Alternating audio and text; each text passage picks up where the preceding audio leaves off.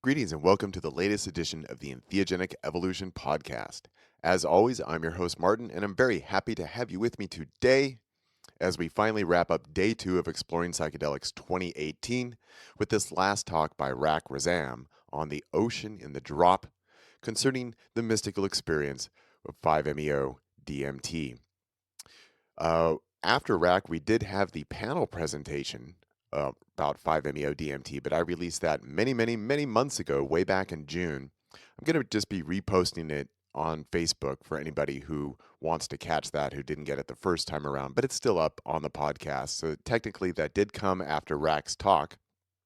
But since I've already posted it, Rack's is now the last talk from day 2 of Exploring Psychedelics. As I've mentioned, I have a few more talks from day 3 from the film festival, but I'm going to be heading out of town. So there won't be any new episodes of the podcast until next year.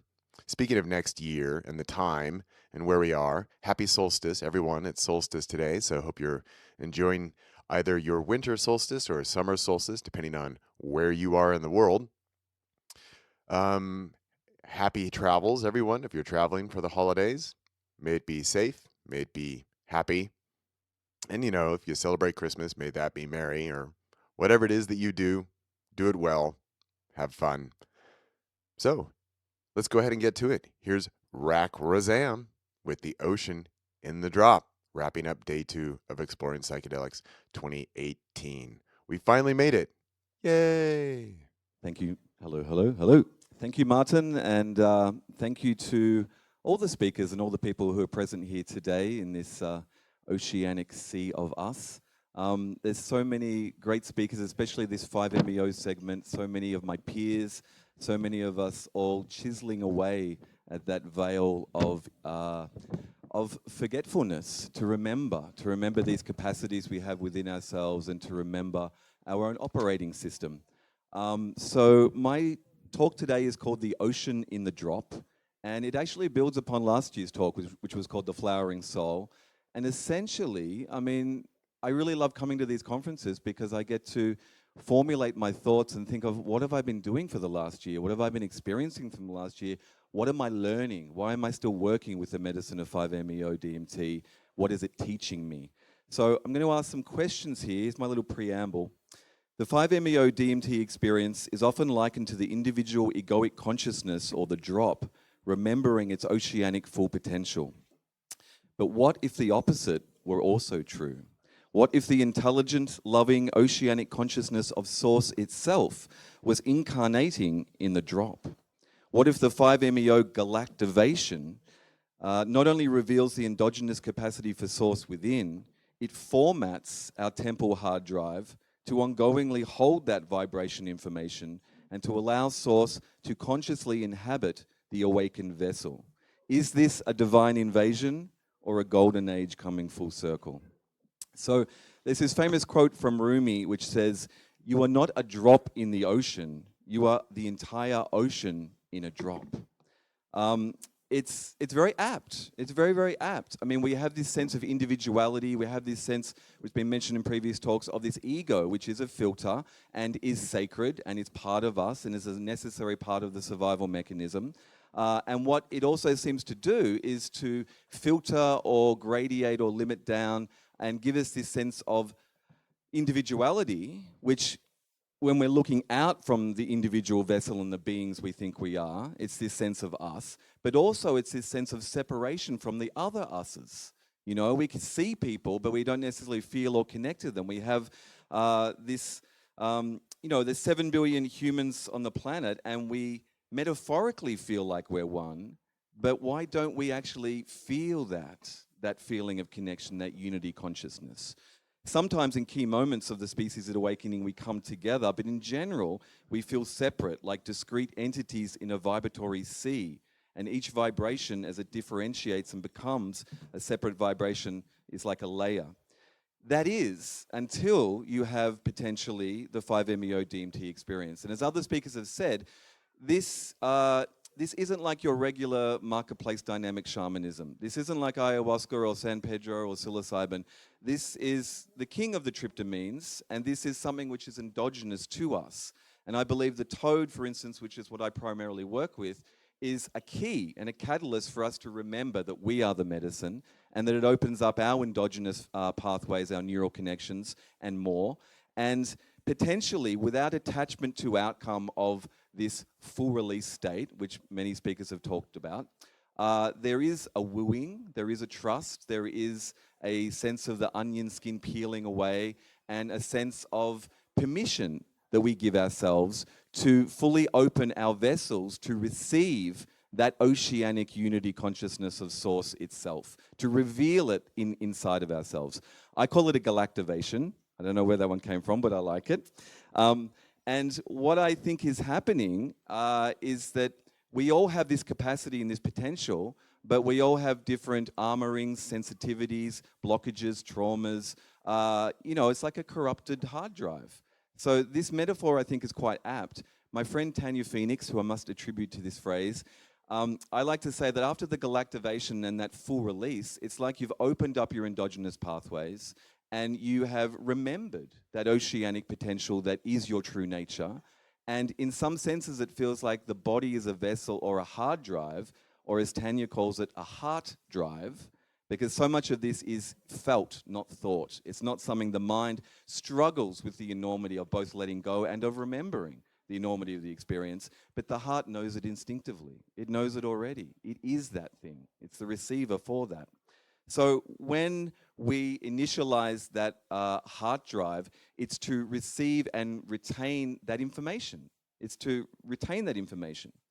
Once initialized, that seed of awareness of that oceanic source within never really goes away, or so I believe. We go back to the ego identification, we go back to the 9 to 5, but every once in a while, if you just tune into it, it's still there. It's not like some external entheogen we've taken and having a peak experience. It's something which has opened something innately endogenous and sacred and beautiful within us. So this has been commented upon by other commentators.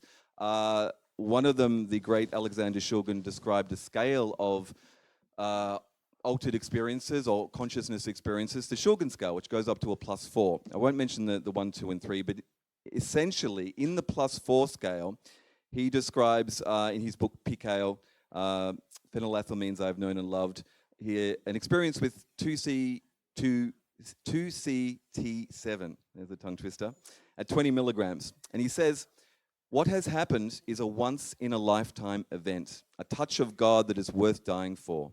It seems as though it will stand forever and ever. I feel totally changed. Now, that wasn't 5-MeO, but that's very common, a response for people that do remember the fullness of their 5-MeO experiences, to say that there is a sense of both the divine and this transformative, intense experience. The interesting thing I draw attention to here is on the Shulgin scale, which is in some senses a mechanistic scientific understanding of these gradations of consciousness, he says it's a once-in-a-lifetime event. Now, this has got me wondering.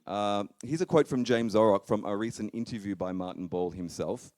And James Orrock says, this was what got me about my original 5-MeO experience. How could it be true, a true +4 experience? Because every time I smoke 5-MeO, I go back to the same place.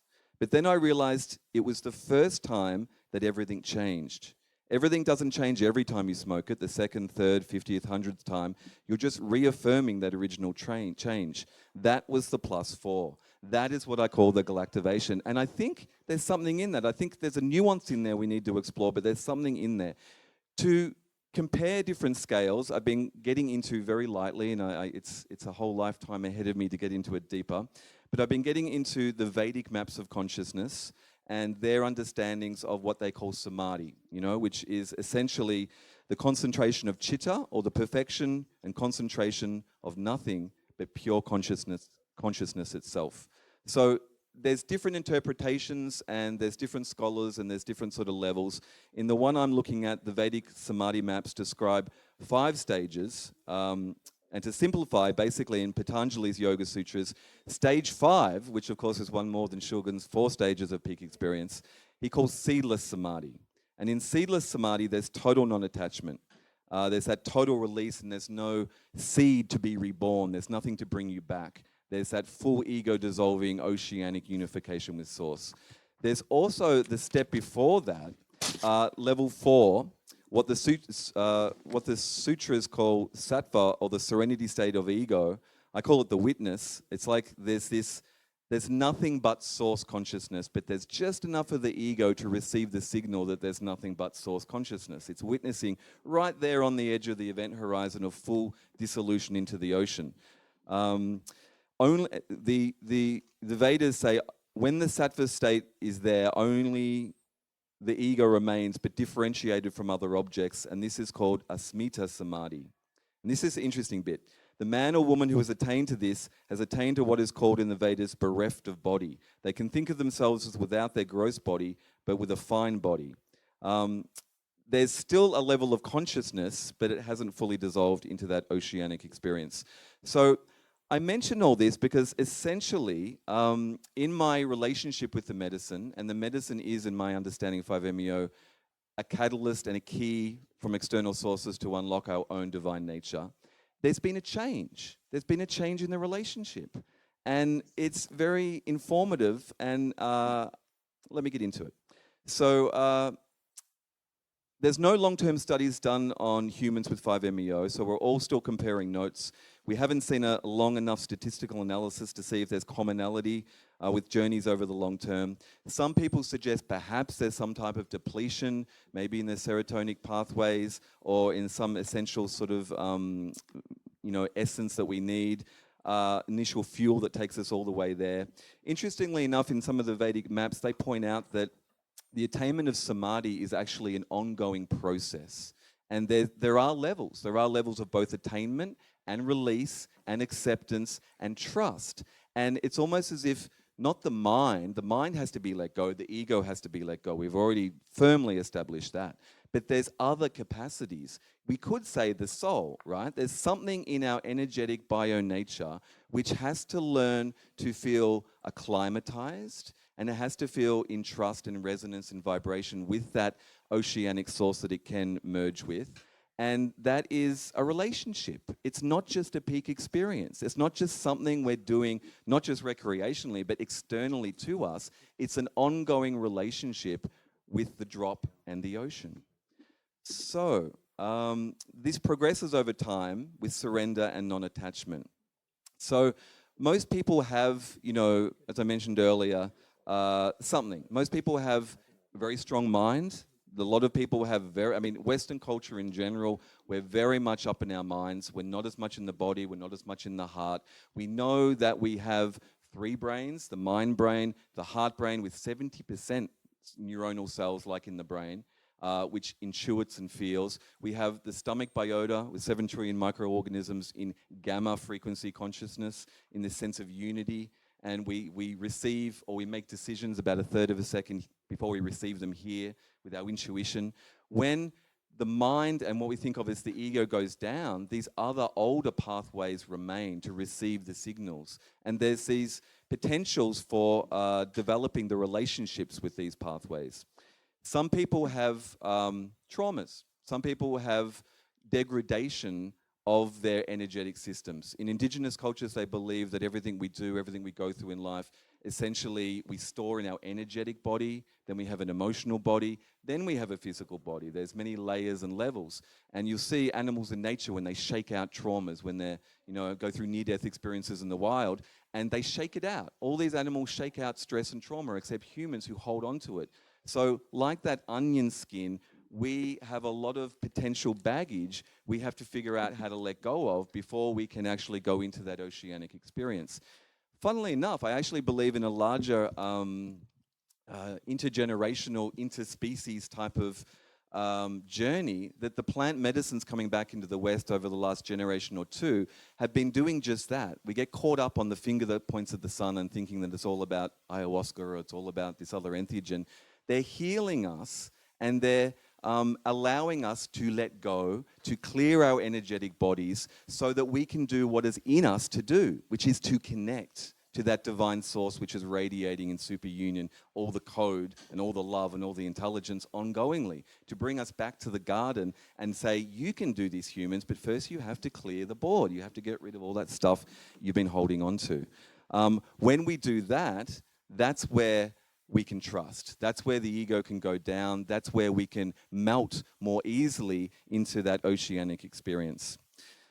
Now, interestingly enough, I think that a lot of commentators in the Western appreciation of 5-MeO-DMT like to fixate on the peak. It's almost actually a very masculine peak experience, you know? The peak release, the full release, the letting go, becoming the ocean, as I'm talking about, right?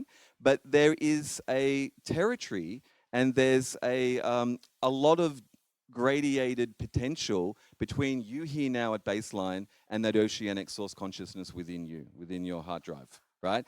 And we should not overlook that, you know, many practitioners use a more gentle stepping stone method to do lower doses, to tune into the sensitivity of the individual patient, to then do a medium dose to build up, to give themselves consent to go deeper into that oceanic experience. But in doing so as well, those layers and levels, I find, are where a lot of those traumas and stress and things can be released. So you're not releasing a lifetime of trauma while you're going to God at the same time. I mean, you can, and it is done, but if you separate the two and explore the territory between the beach and the ocean, it's very rich, and there's a lot of information and a lot of relationship that I think Source wants to groom us with. So, how else can 5-MeO be used perhaps as an exogenous entrainment aid for personal samadhi? Some people, when they go into the full release and they do let go, they go into what's called a whiteout. And essentially, some commentators say perhaps, you know, it's the white light, it's the ocean, it's the void, but they don't remember. They fully let go. And some people say that perhaps this is the ego's defense mechanism. It's a way of not remembering, of just tuning out, of completely blocking out because it's too much, frying the circuits, letting go. Perhaps. In fact, my first toad experience, I whited out. And, you know, who's to say? Some people say that, you know, the ego is protecting itself and is doing however it can to make sense of the 5-MeO oceanic ego-dissolving experience. And, you know, psychedelics are traditionally defined as ego-dissolving, but as many commentators have said, the ego quite often bounces back even stronger. So why is this?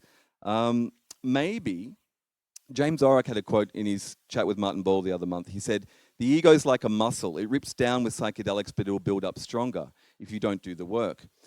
That's very true. But I feel there's more nuances in these layers of what we're glossing over, saying ego release, get to source. There's all these other layers and there's all these potential nuances within there. So what if the ego doesn't just get stronger or doesn't just resist the 5-MeO experience? What if it's learning not to be obliterated, but to survive and integrate God consciousness? Not to be integrated into source, to fully let go and be integrated into source, but to integrate source into it. I'm a bit skeptical myself. That might be my ego just finding a way not to fully release, right? It's a story, it's a feeling, but I want to explore this, right? This doesn't mean the ego doesn't let go. And this is what's been happening to me essentially on what should be full release doses. And I've done a lot of work with this medicine, I can say. But essentially what seems to be happening is the ego doesn't let go for me anymore. It may be an evolutionary technique, but here's what happens. My consciousness fully smears across the unity field of all space-time and creation that it's tuning into. In Patanjali's Yoga Sutras, they have a phrase for this. And this is why, the Vedas are so informative of these maps of consciousness. They say that those who get merged in nature without attaining the goal of liberation or full samadhi are pura kutralayas. Those who do not stop at the enjoyments who reach freedom reach samadhi. So what I'm wondering is that, when I get to this stage of potentially full release, but it's not full release, essentially I'm at that level 4, that personal level 4 on the cusp of the event horizon of fully letting go. Everything's non-linear, decentralized, distributed, smeared across the entire freaking universe, and I am aware I am the entire universe. It feels like 6 billion Photoshop layers where all the intelligences, the ancestors, the entities, the love, everyone, everywhere, and it's not just that I'm thinking of them, I'm connecting to them all, and at the same time, the center is everywhere. It's at the heart of every atom and the heart of every star, an interconnected network of nodal points, which are individuated drops in the ocean, and each drop holographically has the awareness of the whole. Like I'm stretched right to the point where I should pop, but I don't. And I'm wondering if this is like, I don't know, like God's hack. It's like an OS hack or something.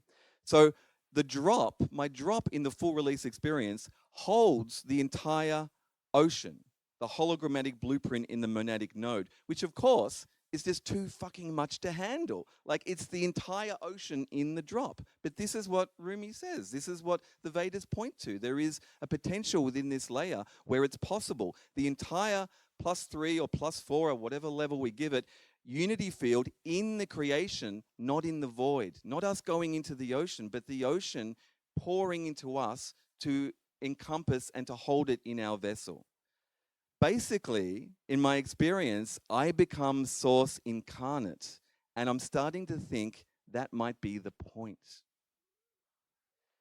When we go back to Source, we have these 5-MeO experiences. When we die, my first 5-MeO experience, I remember very, very deep, +4, going in, basically the vibratory wavefront of Source would read me, it would shake loose my memories, and my memories would cascade into the oceanic tunnel of white light. And I felt that the Source was feeding or growing, or like a laser in a laser reading my hard drive. It was absorbing my information of my life. Like when we go and when we die, when we finally go, we go back. So why are we getting this experience now? What is the value of this now if we're going to get there later anyway? So what I believe is happening is that feeling of the drop expanding out to become the entire ocean is just the first step, that galactivation. Once the heart drive is formatted, it's retrofitting the vessel to hold it so it can become bigger, so Source can become conscious in man and woman. And not just metaphorically, I know I'm God, but inhabiting Source consciousness, inhabiting the human vessel like God's Airbnb, right? He's booked in for a few days, right? It's like tangible. This is what I'm feeling, right? It's big. So instead of popping, I don't pop, and I'm not resisting. I don't feel like I'm resisting. I've had a lot of experience with the medicine, but I'm smeared out to all creation, and the ocean pours into me. Now, usually what I feel like is people describe, if they're trying to get a geography of Source, it's like, okay, there's that oceanic white light, Source consciousness, which is super radiating the beginning, the end, it's everything. It's outside space and time, but somehow that vibration of the Source condenses down into matter, into vibratory levels, and creates creation, right? So it's connected to creation, yet somehow it's also separate. It's this timey-wimey thing we can't get our heads around as humans. But it seems like we are separate from creation, even though we know we are connected. So I wonder, though, I wonder if in the 5-MeO full release, if Source consciousness wants to inhabit its vessels, that we're not just, it didn't just make creation as an extension of itself, as like, look at that fantastic creation, look at those funny humans down there, to watch it from a distance. It created creation to inhabit the virtual space that it created, to retrofit the vessels, to find us a space and time when it is time, to not just for us to go out, but for it to come in. It feels like this is a very tangible possibility of what the Vedas point to in some of their nuances, and in potentially where the 5-MeO culture is going. Because imagine, if 7 billion people eventually do 5-MeO and it's within, there's not necessarily enough toad medicine or enough synthetic medicine in the world, or a need for everyone to externally take 5-MeO. This is a training wheel, it's a key, and it's a catalyst. And the more of us who come online into that Source consciousness vibration, which remains in our heart drive, then the more of us can potentiate that signal for the others. And then it gets bigger. There's more network capability for Source to come into its creation. So indigenous people across the world have pointed to these idea of world ages, of the fact that, you know, there's golden age, bronze age, there's a Kali Yuga, there's seasons of time, and the Maya also said there's seasons of consciousness. And it seems like, you know, all of his story has been essentially a one-bar signal. We've done very well. The ego's kicked in as a defense and a support mechanism from that separation from source consciousness, that heartbreak of source, you know, from us being connected at some time to source, perhaps in what Australian Aboriginals call dreamtime consciousness. At some point or other, we had more connection and more bandwidth and more capability to be in relationship with source, and it was severed. And the emotional heartbreak and trauma created species PTSD. Well, that's my story and my intuition, and that's what I feel is happening. And now this shift in world ages and shift in consciousness and the plant medicines and 5-MeO peaking again seems to be that it's time for this experience. But it's not about the external catalyst, it's about us remembering how to activate our own operating system. So if we remember that the body is a temple, not just a New Age bumper sticker, it's a temple for divine spirit. Once we initiate our hard drive and create space for that flame to stay alive, the door is always open, at least slightly, to that deeper ocean within. The ego comes back, but anytime, you know, and people have this with what they call reactivations, there's potentially, you know, anytime the ego goes down, that first day or the first week, I've known people that many years later can reactivate on what they're thinking is a 5-MeO experience whenever the ego is lowered. You know, when blood sugars are lowest, 3, 4 a.m., and tryptamines are naturally highest in the night, sometimes people experience going back into the 5-MeO experience. But it's not just blood sugars, it's whenever you've learnt to relax the ego, to trust, to let go, and to accept that that vibration is alive in your hard drive, and it wants to have a relationship with you. It wants to inhabit the vessel. It wants to experience its creation through all of us. And it's doing that, I believe. So interestingly enough, in this relationship, they say when two people come together, they create a third entity. It's almost like Angelina Jolie and Brad Pitt creating Brangelina, right? So imagine that this third thing is the ocean and the drop are creating a third entity. There's a third being. The ocean and the drop together become this third thing. It's not a true ocean anymore or a true drop. It's a hybrid ocean in a drop. This third thing has more interconnectedness to the network and the capacity of the network to whatever degree the drop can incarnate the ocean and handle that capacity, which is potentially where things like the cities and the higher powers come in, and as you get full access to your operating system. So I believe that there's an evolutionary process at work, not just with 5-MeO DMT, but in the Samadhi maps and in this relationship with the divine within. Essentially, this is what I mean when I say the ocean has come into the drop. I feel that these experiences are stretching us and they're initializing us. They're almost colonizing us vibrationally to handle that living information. You know, Philip K. Dick actually called this the vast active living intelligence system, the VALIS. You know, we could say the ocean. There's all these words for it. But I've discovered in my relationship with the medicine is that we keep thinking we're going into it, and we keep still seeing it from an egoic perspective, but there's a larger context, and there's our individual relationship with the medicine, and then there's also this species relationship with the medicine, right? And more people are coming online to the 5-MeO experience, and there's a lot of teething issues around the culture and the growth, and there's been these wonderful best practices just recently developed on the 5 Hive, and there's been a lot of people who are coming together, who have felt this call of unity consciousness within, have felt the connection and the love, and the things that don't have words but we can put words to. I mean, the big it, when there's different gradations of that full contact experience with the divine. I've discovered like some people have different capacities to feel it, you know, like the ego might white out, the ego might lock on, source might come in and express through the egoic consciousness or the lack of egoic consciousness. There's gradations of relationships with source consciousness that it is exploring with us as much as we are exploring with it. So, as more and more drops tap into this oceanic frequency and integrate that vibration into our individuation, I believe the circuit becomes stronger. The drops become puddles, become rivers, become the ocean incarnate in the creation. I like to call it a samadhi mesh network. If you know in computing terms, a mesh network's like all the nodes which create a little network between them. The more who join that network, the stronger it gets and the more it can broadcast.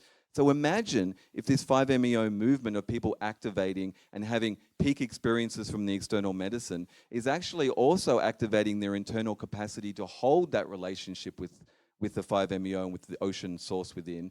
And then as more and more people are coming online, there's a collective tipping point which is potentially coming up. And I sort of feel it in the movement, in the people, in the medicine work, in the excitement of coming home, as someone else said in their talks. This real feeling that we belong, that we are together, that we are one, that it's almost this galactic telepathic mesh network, that there's this feeling of unity, which is so much more than the word of unity. And that, I believe, is how the ocean comes to the shore. Thank you.